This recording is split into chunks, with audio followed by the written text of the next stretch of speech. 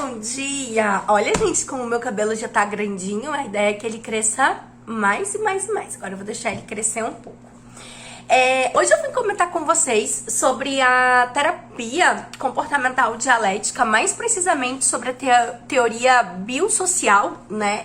A Marsha Linehan, que é a criadora dessa base, ela sofria de intensa desregulação emocional e aí ela começou a fazer estudos em relação a isso e a atender pessoas suicidas, né, com tentativas de suicídio, para suicidas em intenso sofrimento, e chegando até a observar que no questão ela estudava mais mulheres e percebeu que essas pessoas tinham também transtorno de personalidade borderline, que é um transtorno de intensa desregulação emocional e uma dor muito forte dentro de si. Existe um mito muito grande, vários mitos, né, que vêm sendo diluídos aí dentro da psiquiatria, da psicologia, em relação às pessoas com transtorno borderline. Inclusive, até certo tempo pensava-se que essas pessoas não eram nada funcionais, e isso é bastante interessante, porque eu tenho o diagnóstico desse transtorno e por muito tempo eu me questionei se realmente eu tinha esse diagnóstico ou não, enfim, porque eu sou extremamente produtiva, eu funciono, mas de fato a minha desregulação emocional, né, no período de adolescência ou nos períodos de grandes mudanças intensas na minha vida é bem difícil. Eu preciso de muito suporte terapêutico, muita técnica para dar conta de suportar algumas coisas que eu percebo que para outras pessoas é amplamente natural. E essa teoria biosocial, ela meio que explica por que a gente é desse jeito, né? Por que nós temos essa desregulação emocional. A desregulação emocional, ela não está só implicada no transtorno de personalidade borderline. A gente vai ter isso no bipolar, a gente vai ter isso no TDAH, a gente vai ter isso em N outros transtornos. É um processo realmente de como nós organizamos as nossas emoções.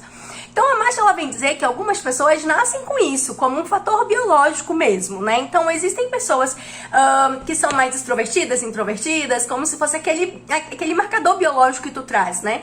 Então esse fator dessa necessidade emocional, dessa validação, de exigir mais do outro, mais atenção, que alguém te instrua, e eu sinto muito isso porque eu vejo muitos momentos de crise, na verdade eu tava querendo que alguém me ensinasse a como suportar, que chegasse pra mim e dissesse: ó, não é assim, calma, fica tranquila, é esse o passo, respira, vamos olhar pra cá, ó, aplica-se isso aqui. Então é como se a gente naturalmente não tivesse essas estratégias, essas habilidades para regular as nossas emoções, tá?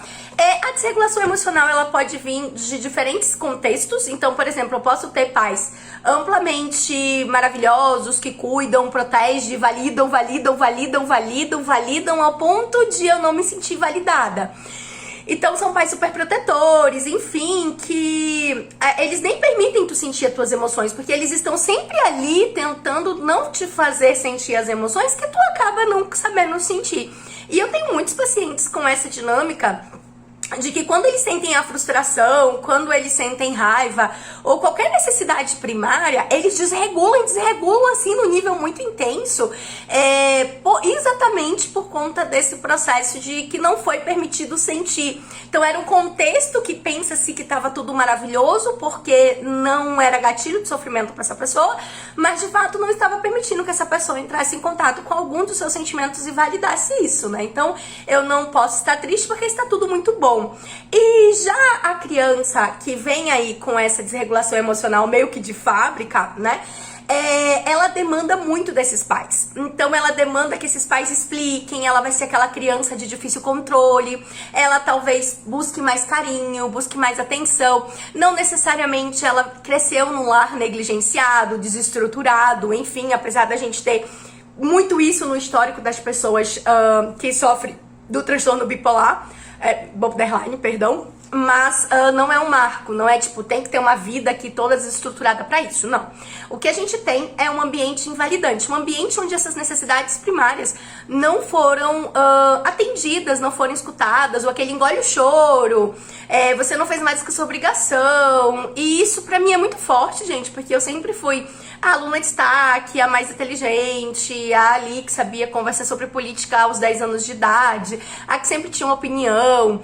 E em vez de eu ser valorizada por isso, na verdade, isso não era suficiente. Então sempre me trouxe esse sentimento de inadequação, e é um sentimento de rejeição, de abandono muito forte. Então sempre que que alguns problemas na minha vida acontecem, ou que eu me sinto julgada, me sinto invalidada, são sentimentos muito parecidos, só que hoje, claro, eu tenho estratégias para lidar com isso. E aqui é muito interessante que eu queria trazer essa frasezinha pra vocês. Até os melhores pais ficam cansados e estressados, né? Na maioria das vezes, a invalidação generalizada ocorre quando os cuidadores tratam nossas respostas primárias, lá na infância, as nossas respostas primárias válidas, como incorretas, imprecisas, inapropriadas, patológicas ou não as levam a sério. Então, quando você reclama de algo, a criança tá ali chorando porque ela tá com medo e a pessoa não valida isso, ri ou de certa forma não dá esse retorno, então a gente tá dizendo pra ela que essa sensação, que essa emoção, que o que ela tá sentindo é ruim, é perverso, enfim, né? Muitas dessas questões. Então, isso vai deixando a gente hipersensível a esses contextos ambientais e isso vai se tornar o nosso treinamento de autorregulação. Então, em vez de ser treinado a se regular, a gente foi treinado a não ter essa autorregulação, né? Na verdade, o não sentir, o não falar, o não expressar se tornou o nosso ponto gatilho. E aí, claro, a maioria dos pais acaba ficando sobrecarregado pelas necessidades da criança altamente vulnerável. Eu imagino muito essa questão dos pais, né? Imagina você ter uma criança que demanda, que precisa de instrução, que tu precisa estar ali dizendo passo a passo, muitas vezes, repetidas vezes, até que ela consiga ter esse treinamento de autorregulação. Muitos pais não têm isso, é muito comum. E a terapia pode tanto ajudar a criança, como ajudar aos pais a saberem o que fazer, como fazer com essas crianças, para que a gente tenha um ambiente validante e que faça essas crianças florescerem, para que a gente não tenha aí esse processo de desregulação emocional muito intenso. E se você tem uma desregulação emocional muito intensa, busca terapia, hein, gente? Tá precisando.